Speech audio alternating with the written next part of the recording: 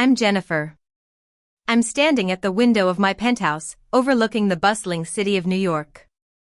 A glass of fine wine in my hand, I'm lost in thought, reflecting on the journey that led me here.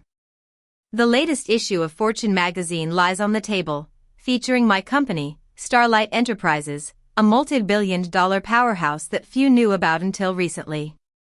It all seems like a distant memory now, but that Christmas Eve dinner at my parents' mansion was a turning point. My family, with their high society airs and pretensions, had no idea who I really was. My younger brother, Ryan, was the golden child, the one who could do no wrong in my parents' eyes. He was a hotshot lawyer at a prestigious law firm, constantly bragging about his deals and his high-flying lifestyle. The dinner was a display of opulence. Crystal champagne flutes glistened on the mahogany table, and the centerpiece was a magnificent arrangement of red roses and silver-dusted holly that must have cost a fortune. My mother, a socialite who lived for appearances, had hired a top-notch chef to prepare a 7-course meal.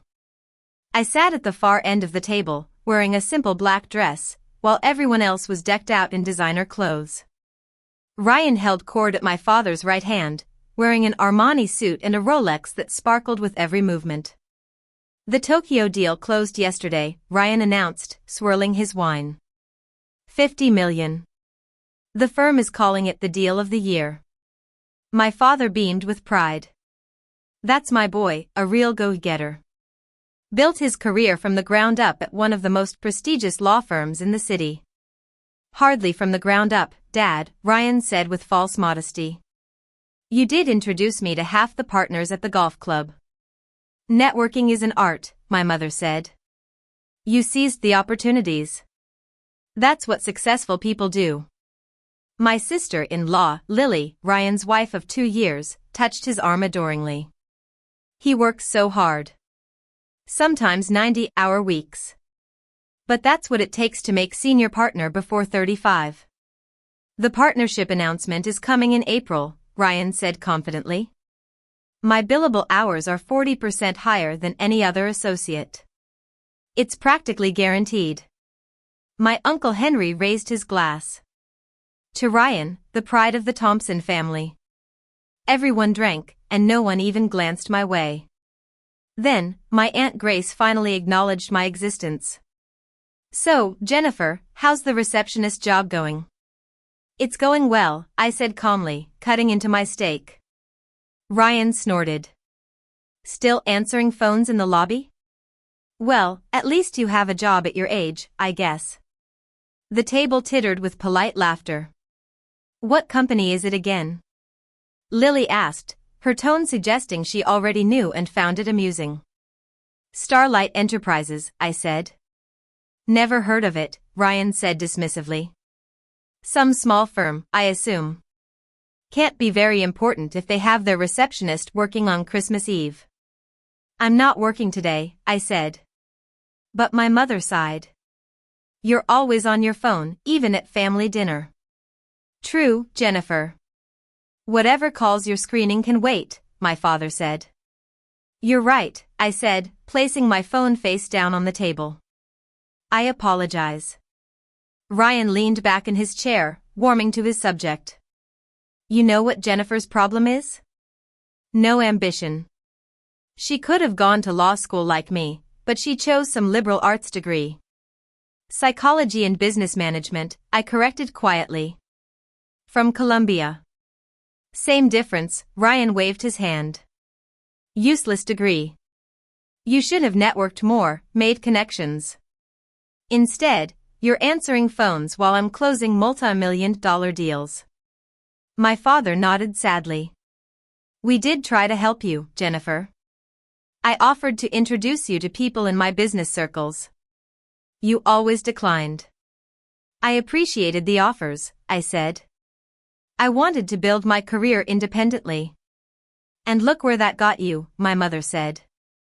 A receptionist at your age. Meanwhile, Ryan is on track for senior partner at Thompson, Clark and Associates. Actually, it's Thompson, Clark, and Davis now, Ryan corrected. They added Davis last month after the Hong Kong office expansion. I'm heading up the international division. Congratulations flowed around the table. My younger cousin, Ethan, who just graduated from college, looked at Ryan with open admiration. That's what I want, Ethan said. Real success. A big office, a fat expense account, and respect. Then don't be like Jennifer, Ryan said, laughing. Don't settle for answering someone else's phone calls. Be the one making the important calls. Lily touched her napkin to her lips delicately. Jennifer, have you considered going back to school? Maybe getting a real degree. It's not too late to turn your career around. I'm content with my position, I said. Content? Ryan repeated mockingly.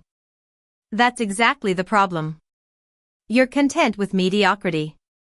Winners are never content. They always strive for more, achieve more, become more. Ryan's right, my father said. Complacency is the enemy of success. You need to have drive, ambition, the hunger to reach the top. Just then, my phone buzzed. And again. 3 messages in quick succession. Your receptionist job needs you? Ryan asked sarcastically. What's the emergency? Someone can't figure out how to transfer a call? I glanced at my phone screen. 3 messages from Mark Thompson, CEO of Starlight Enterprises. Mark, board meeting moved to 6 a.m. Tomorrow. Need your approval on the acquisition documents. Mark, also, the Wall Street Journal wants a quote for the year-end profile piece. Should I have PR handle it, or do you want to respond directly? Mark, sorry to bother you on Christmas Eve, boss. I typed back quickly. Approve the acquisition. Have PR send me the draft response. I'll review tonight. Seriously, Jennifer, my mother said. Put the phone away. This is family time. Sorry, I said again, setting it down.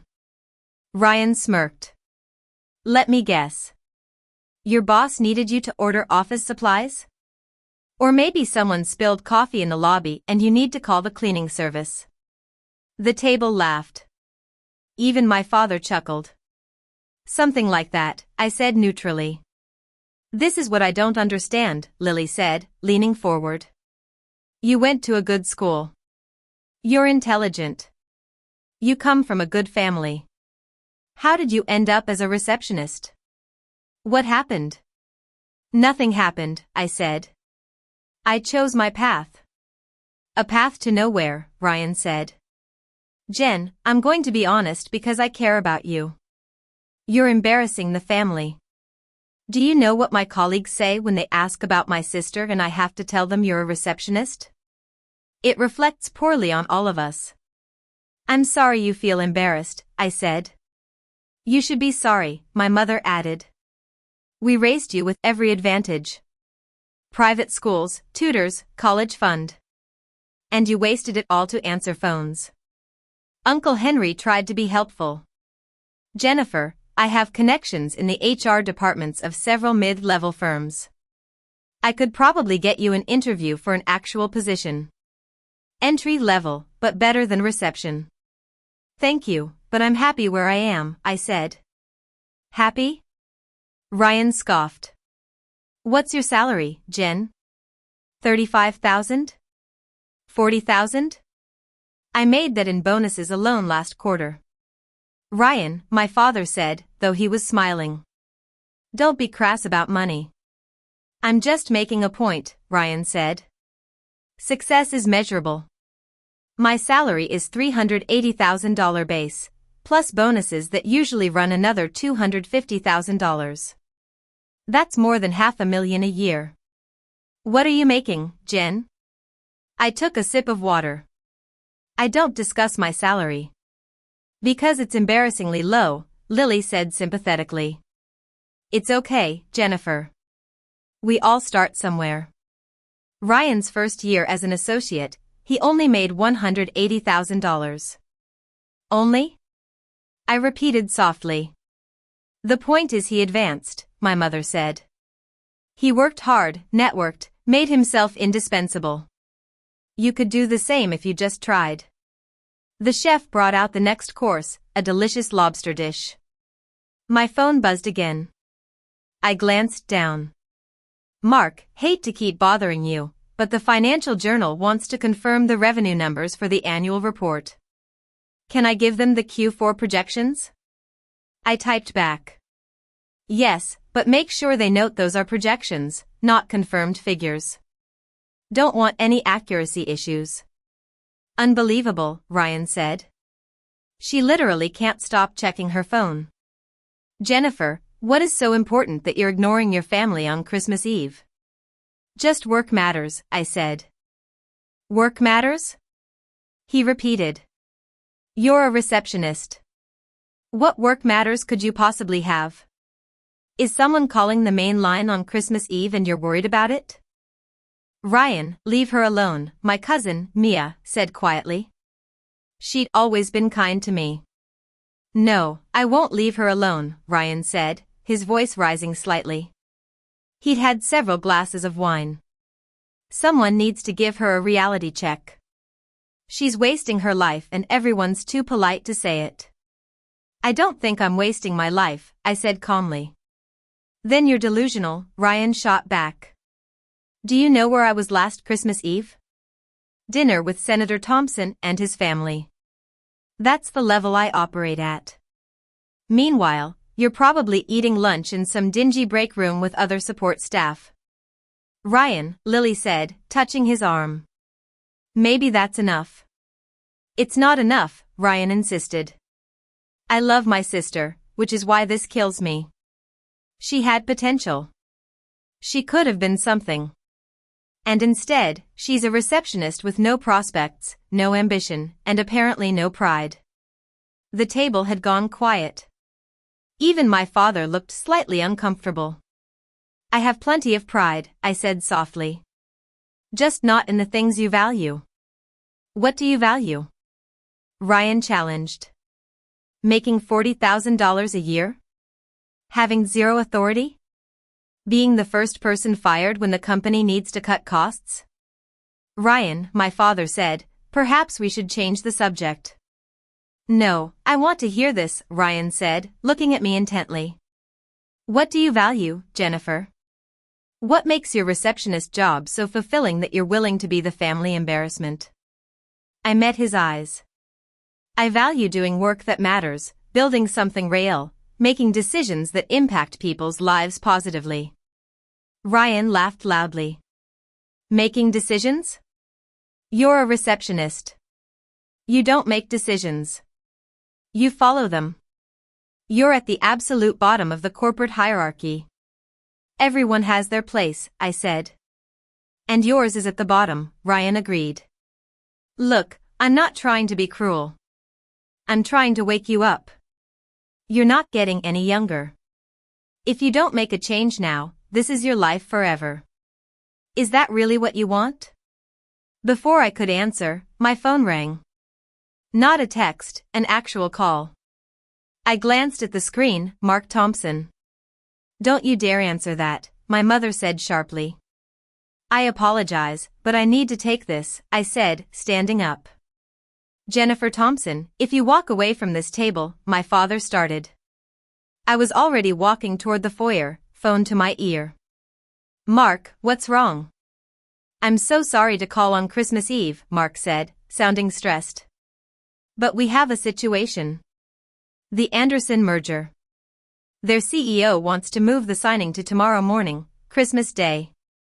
He's flying to Sydney tomorrow night and wants this locked down before he leaves. Anderson Industries? I asked, my mind already calculating. The $3.5 billion acquisition? That's the one, Mark confirmed. But here's the problem. Their legal team is insisting on meeting in person for the signing. They want to come to our headquarters. Tomorrow morning, 8 a.m. On Christmas Day, I said. I know it's insane, Mark said. But Anderson is firm. If we don't sign tomorrow, they're walking and going with the BlackRock offer instead. Jennifer, we've worked on this for 20 months. We can't lose it now. I thought quickly. Where are you now? At my in-laws in New Jersey, he said. I can be back in the city in 1.5 hours. Who else can we get? Most of the executive team is out of state, Mark said. Mia's in Hawaii, Tom's in the Bahamas, Lisa's in Florida. I can probably pull together a skeleton crew, but Jennifer, Anderson's people will expect to meet with you. You're the chairman. They'll want your signature on the documents. I'm at my parents' house in Westchester, I said. I can be at headquarters in 30 minutes. Are you sure? Mark asked. It's Christmas Eve. Your family will survive without me, I said. Set it up.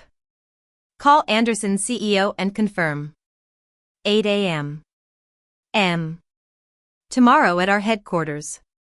You're a lifesaver, Mark said, relief evident in his voice. I'll coordinate everything. I hung up and returned to the dining room. Everyone was staring at me. Everything all right? Mia asked. Work emergency, I said, picking up my purse. I need to leave. My mother's face went red. Absolutely not. We're in the middle of Christmas dinner. I'm sorry, but this can't wait, I said. What can't wait? Ryan demanded. Did someone forget how to work the phone system? Does the lobby Christmas tree need watering? It's a business matter, I said simply. A business matter? Ryan repeated incredulously. You're a receptionist. You don't have business matters. You have phone calls to transfer and visitors to sign in. Nevertheless, I need to go, I said. My father stood up. Jennifer, sit down. Whatever this is, it can wait until after the holidays. It really can't, I said. This is ridiculous, my mother said. You're being incredibly disrespectful. We planned this dinner for weeks. And I appreciate it, I said. But I have responsibilities. Ryan laughed harshly. Responsibilities? You're a receptionist. Your responsibility is to sit at a desk and smile. It's not like you're closing a major deal or managing a crisis. Your support staff, Jennifer. Replaceable, forgettable support staff. Ryan, Mia said sharply. That's enough. It's not enough, Ryan insisted. She's walking out on Christmas dinner for a job that doesn't matter. For a position with zero importance. She needs to understand how pathetic this is. I looked at him calmly. I understand you see it that way. Because it is that way, Ryan said. You know what? Fine. Go answer your phones. Run back to your little lobby desk. Meanwhile, those of us with real careers will enjoy dinner. Enjoy, I said, heading toward the door. My mother called after me. If you leave now, Jennifer, don't bother coming to New Year's. We're done accommodating your nonsense. I paused at the doorway. I understand. Merry Christmas, everyone. I walked out to my car, a simple Toyota Corolla that Ryan had mocked when I arrived. Couldn't even spring for a luxury car on your receptionist salary? He'd said. The truth was I owned a fleet of cars, including a Lamborghini for fun, a Mercedes-Benz S-Class for business, and a Range Rover for rough weather. But Ryan didn't need to know that. I drove toward the city, calling my assistant on the way. Mia, I said when she answered. Sorry to interrupt your holiday. No problem, Ms. Thompson, she said. She was my executive assistant, one of the few people who knew exactly who I was. What do you need? Anderson merger is happening tomorrow morning, 8 a.m. At headquarters. I need you to activate the building, get security in place, prep the main conference room, and coordinate catering for approximately 25 people. On Christmas Day, she said. Challenge accepted. Anything else?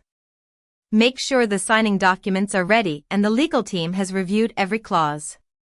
This needs to be flawless. Consider it done, Mia said. I'll have everything ready by 7:30 a.m. You're amazing, I said. Triple overtime for everyone who comes in tomorrow. They'll appreciate that, she said. See you in the morning, boss. I arrived at Starlight Enterprises headquarters at 10 p.m. The building was a sleek, 15-story skyscraper in downtown Manhattan, with our company name illuminated at the top. I parked in my reserved spot in the executive garage and took my private elevator to the executive floor. Mark was already there, looking stressed but determined. Jennifer, thank God. Anderson's team confirmed for 8 a.m. They're bringing 10 people including their CEO. Good, I said, walking into my office, a corner suite with floor-to-ceiling windows overlooking the city. Where are we on due diligence? We worked through the night, reviewing documents, confirming financial projections, and ensuring every detail of the $3.5 billion acquisition was perfect. By 7 a.m. I changed into a fresh suit I kept in my office and was ready. Mia had outdone herself. The main conference room was immaculate. Fresh flowers, a catered breakfast spread, signing documents perfectly organized, our legal team assembled and briefed. At 7:45 a.m. Building security called. Ms. Thompson, Anderson's team is in the lobby. Send them up, I said.